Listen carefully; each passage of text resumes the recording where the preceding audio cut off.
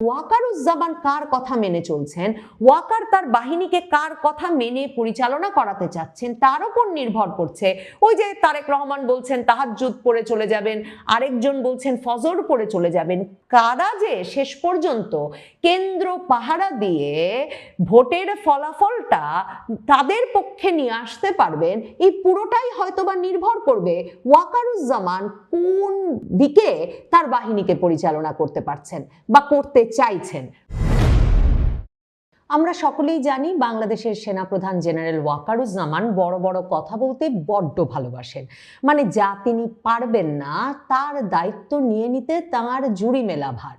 2024-এর 5ই আগস্টে আমরা প্রথম দেখলাম যে সেনাপ্রধান ওয়াকারুজ্জামান জনসমক্ষে বেরিয়ে এসে বললেন তিনি আমাদের জানমালের সব দায়িত্ব নিয়ে নিয়েছেন, কাজেই আমাদের আর চিন্তার কোনো কারণ নাই। এরপর দমকে দমকে উনি অনেক কথা বলেছেন। তিনি বলেছিলেন 2025-এর ডিসেম্বরের মধ্যে নির্বাচন হতে হবে। তিনি বলেছিলেন মব ভায়োলেন্সে জিরো টলারেন্স, কোনোভাবেই সেনাবাহিনী কোনো রকম বিশৃঙ্খলা সহ্য করবে না। মানে কয়েক দফা দমকে দমকেই বলেছেন। 2024-এ কয়েক দফা বলেছেন, 2025-এ ফেব্রুয়ারিতে, মেতে, জুনে বেরিয়ে এমন নানা রকম কথা বলেছেন। তারপর তার বাহিনীর অন্য জেনারেলেরাও সংবাদ মাধ্যমের সামনে এসে এসব বলেছে বটে, কিন্তু সেনাবাহিনীর দশা হয়েছে এমন করুণ বাংলাদেশে যে এক প্লাটুন সৈন্য নিয়ে গিয়েও ভুয়া ভুয়া তারা দিলে তারা লেজ গুটিয়ে পালিয়ে যান শুধুমাত্র ধানমন্ডি 32 নাম্বার থেকে তাই নয়। মনে করে দেখুন গাজীপুরে ওই যে ইসরায়েল বিরোধী আন্দোলন এমন ছড়িয়ে পড়লো যে একটা বাটা, পিৎজা হাট এসব লুটপাটের এক চরম উৎসব শুরু হলো। তখনও কিন্তু ছবি বেরিয়েছিল যে সেনাবাহিনী এক কোণে চুপচাপ লুকিয়ে আছে। এহেন নেতা সেনাপ্রধান ওয়াকারুজ্জামান এবার আশ্বস্ত করে বলেছেন নির্বাচনের সকল প্রস্তুতি নেওয়া হয়ে গেছে এবং নির্বাচন কোনোভাবেই না হওয়ার নাকি কোনো সম্ভাবনা নাই। মানে মনে হচ্ছে যেন নির্বাচন হবে কি হবে না সে সিদ্ধান্ত নেওয়ার মালিক সেনাপ্রধান ওয়াকারুজ্জামান। এবং তিনি বলেছেন যে তারা আশ্বস্ত করতে চান যে যেহেতু লাখো সদস্য তিনি মোতায়েন করে দিয়েছেন সেনাবাহিনীর, সর্বত্র সেনা সদস্যরা আছেন, কাজেই কোনোভাবেই যাতে কেউ ভীত না হয়, সকলে যাতে নিশ্চিন্তে ভোট কেন্দ্রে যায়। কারণ ভোট কেন্দ্র বা ব্যালট বাক্স দখলের কোনো চেষ্টা হলেই নাকি তারা রক্ষা করবেন, তারা উদ্ধার করবেন। ভাবেন তো, মানে কয়েকটা ঘটনা আপনাদেরও যা মনে পড়ছে সেগুলো মনে করে দেখেন যে সেনাপ্রধান ওয়াকারুজ্জামানের এসব কথায় কোনো ভরসা পাওয়া যায় কিনা। কারণ মনে করে দেখেন 2024-এর আগস্টে 5ই আগস্ট যখন উন্মত্ত জনতা হবিগঞ্জের বানিয়াচং থানায় গিয়ে পুলিশ পিটিয়ে মারবেই মারবে এই সিদ্ধান্ত নিয়ে মব তৈরি করলো, খবর বেরিয়ে এলো সেনাবাহিনী তখন সেখানে এক হিন্দু পুলিশ অফিসারকে মবের হাতে, উন্মত্ত বিক্ষুব্ধ জনতার হাতে তুলে দিয়ে অন্যদের বাঁচিয়ে নিয়ে এলো। তাহলে ব্যালট বাক্স যখন উদ্ধার করতে হবে, রক্ষা করতে হবে, কোনো কেন্দ্র যদি মব বা উচ্ছৃঙ্খল বিক্ষুব্ধ জনতা বা কোনো একটি রাজনৈতিক পক্ষের জনতা ব্যালট বাক্স দখল করতে চায় বা ভোট কেন্দ্র দখল করতে চায়, তখন কি সেনাবাহিনী দু একজন নির্বাচনের কর্মকর্তাকে তাদের হাতে তুলে দিয়ে শান্ত করে পিটিয়ে মারার জন্য রেখে এসে ব্যালট বাক্স উদ্ধার করে আনবেন? মানে ঠিক কি প্রক্রিয়ায় সেনাবাহিনী উদ্ধার করতে পারবেন বা পেরেছেন যে কারণে সেনাপ্রধান ওয়াকারুজ্জামানের উপর আস্থা রাখতে হবে?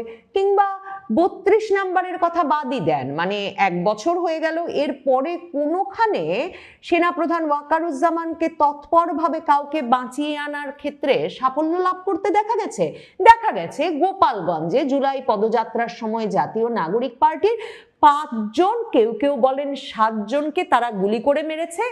আর জাতীয় নাগরিক পার্টির নেতৃবৃন্দ যারা গোপালগঞ্জ মার্চ টু গোপালগঞ্জ, বঙ্গবন্ধু শেখ মুজিবুর রহমানের সমাধি দখলে নেবে, গোপালগঞ্জ দখলে নেবে এসব ঘোষণা দিয়ে গোপালগঞ্জে উপস্থিত হয়েছিল, তাদেরকে সেনাপ্রধান এরপরে সাজোয়া জানে, সেনাবাহিনীর সাজোয়া জানে লুকিয়ে ওই এলাকা ছাড়তে সহায়তা করেছেন। এটা একটা সাফল্যের স্টোরি।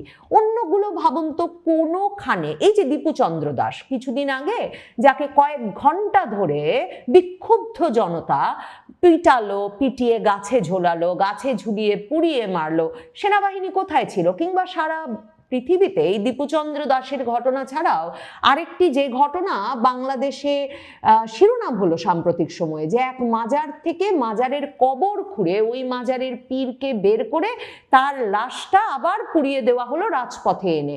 তখনই বা সেনাবাহিনী কোথায় ছিল? ক্রমাগতভাবে এই অভিযোগ, এই খবর এসেছে যে খবর দেওয়ার পরেও 1.5 ঘন্টা 2 ঘন্টার আগে, মানে উন্মত্ত জনতার মাথা ঠান্ডা হওয়ার আগে সেনাবাহিনী বা সেনাপ্রধান ওয়াকারের বাহিনীকে কোথাও কোনো জায়গায় তাদের টিকিটাও দেখা যায়নি।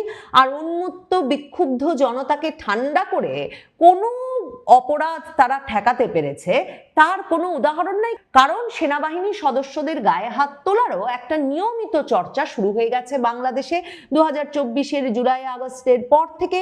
শুধু যে ভুয়া ভুয়া স্লোগানে তাদের পালিয়ে আসতে হয়েছে তাই নয়, অনেক ক্ষেত্রেই মানে পুলিশ সদস্যদেরকে তো পিটিয়ে মেরে ঝুলিয়ে পুড়িয়ে সবই হয়ে গেছে। কাজেই পুলিশ সদস্যরা এখনো ভীত, তাদের হাতে কোনো অস্ত্র নাই, তাদের হাতে আছে লাঠি।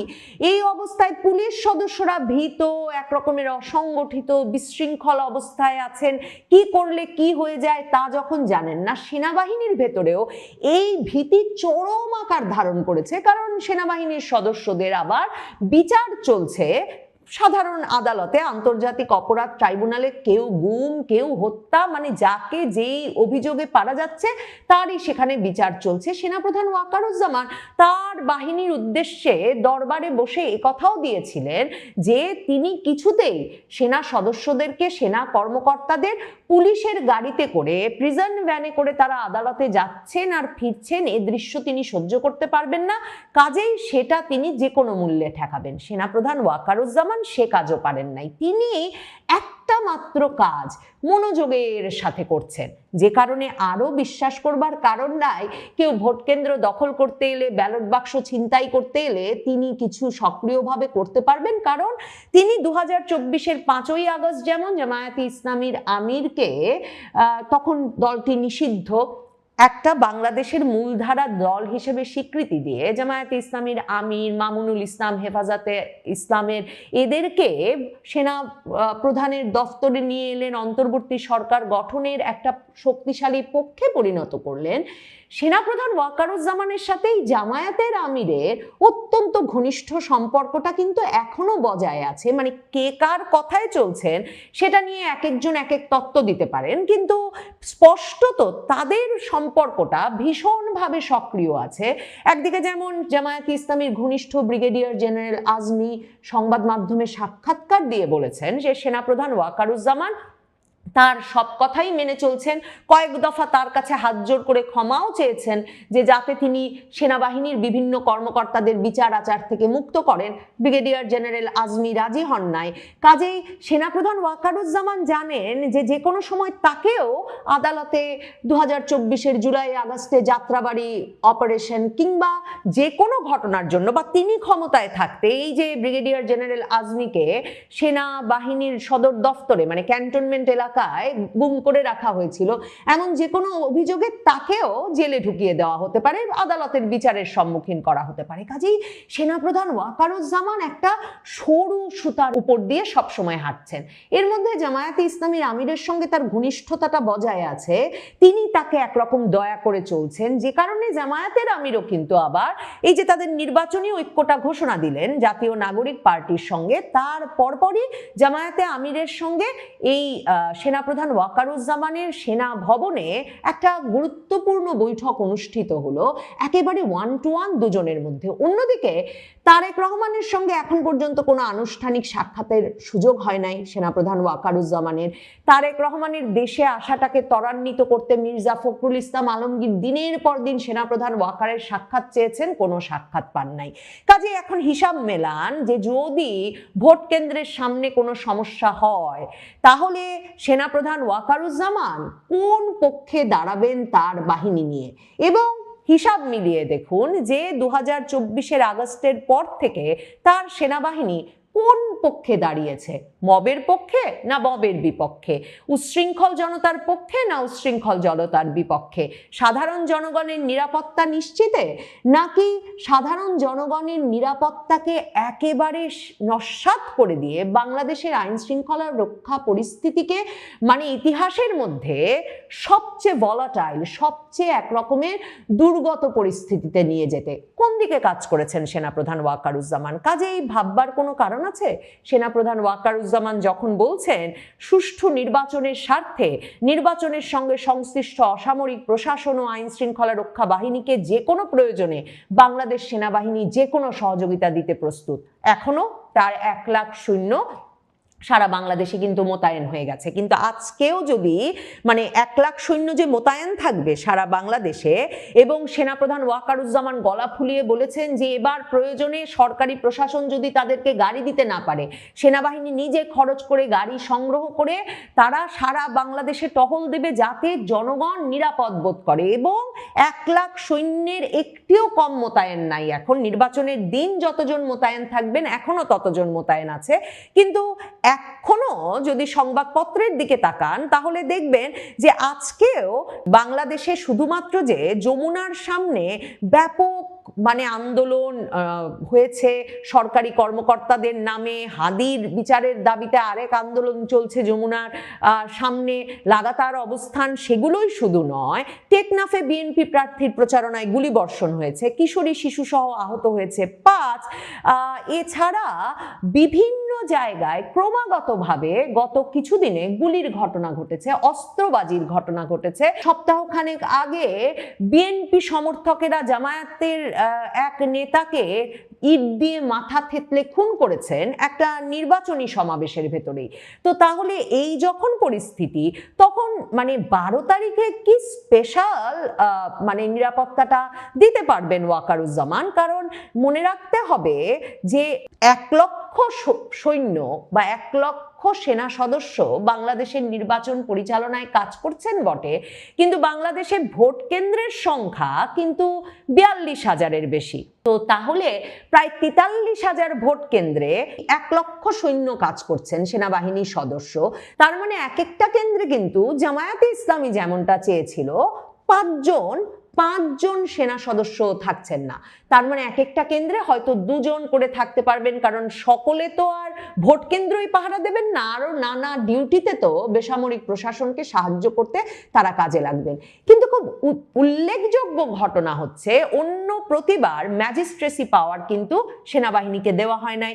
স্ট্রাইকিং ফোর্স হিসেবে মানে বেসামরিক প্রশাসন নির্দেশনা দিলে তারা এগিয়ে আসবেন, এই এখতিয়ার দিয়ে সেনাবাহিনীকে ভোট কেন্দ্র থেকে বেশ দূরে রাখা হতো এবং 42,000 থেকে 45,000 সেনা সদস্য মোতায়েন থাকতেন।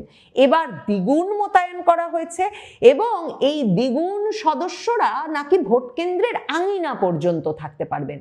তার মানে তারা কিন্তু ওয়াকারুজ্জামান কার কথা মেনে চলছেন, ওয়াকার তার বাহিনীকে কার কথা মেনে পরিচালনা করাতে চাচ্ছেন তার উপর নির্ভর করছে। ওই যে তারেক রহমান বলছেন তাহাজ্জুদ পড়ে চলে যাবেন, আরেকজন বলছেন ফজর পড়ে চলে যাবেন।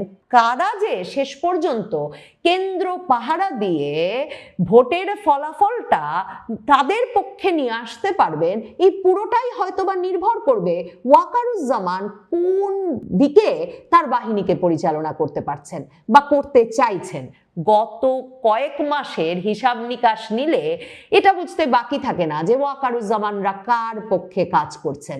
তো তাহলে সেটা যদি হয় তাহলে 1 লক্ষ সৈন্য বাংলাদেশে এখন থেকে মোতায়েন আছে এবং সেনাপ্রধান ওয়াকারুজ্জামান এবং সেনা সদর থেকে আরেকজন যিনি ব্রিফিং করেছেন সেনাবাহিনীর প্রস্তুতি নিয়ে, জেনারেল দেওয়ান মোহাম্মদ মঞ্জুর, ব্রিগেডিয়ার জেনারেল দেওয়ান মোহাম্মদ মঞ্জুর হোসেন, তারা যে বলছেন যে সব রকম সহায়তা করতে তারা প্রস্তুত, তাই নয় নির্বাচন পরবর্তী সহিংসতা ঠেকাতেও সেনাবাহিনী গুরুত্বপূর্ণ ভূমিকা রাখতে প্রস্তুত এবং নিয়মিত টহল, যৌথ অভিযান, চেকপোস্টের মাধ্যমে সারা দেশে সেনাবাহিনীর নজরদারি বাড়ানো হয়েছে এবং নির্বাচনের পরে কবে সেনাবাহিনী ব্যারাকে ফিরে যাবে এটা এখনো তারা নিশ্চিত করে বলতে পারছেন না। কবে 1 লাখ সৈন্য থেকে সৈন্য কমিয়ে আনা হবে, মানে এতদিন পর্যন্ত 30,000-এর মতো নিয়োগ ছিল, সেই স্বাভাবিক পরিস্থিতিতে আনা যাবে সেটাও তারা বলছেন না। তাতে অত্যন্ত গুরুত্বপূর্ণ হয়ে ওঠে সেনাপ্রধান ওয়াকারুজ্জামান কার পক্ষে খেলছেন সেই বিষয়টা। কারণ মনে রাখতে হবে, নির্বাচনটা হয়ে যাওয়া, নির্বাচনের ফলাফল কে মেনে নিলেন কিভাবে সেগুলো, এবং নির্বাচনের ফলাফল কোন দিকে যায় তার ফলে সরকারটা কেমন গঠিত হয়। ইউনূস সরকার ক্ষমতা হস্তান্তর প্রক্রিয়াটা সহজে করেন, নাকি তারা আসলে সংবিধান সংস্কারের নামে আরো কয়েক মাস বা 1 বছরের মতো সময় হাতে নিয়ে নেন। এই সবগুলো বিষয়ে সেনাপ্রধান ওয়াকারুজ্জামানের সঙ্গে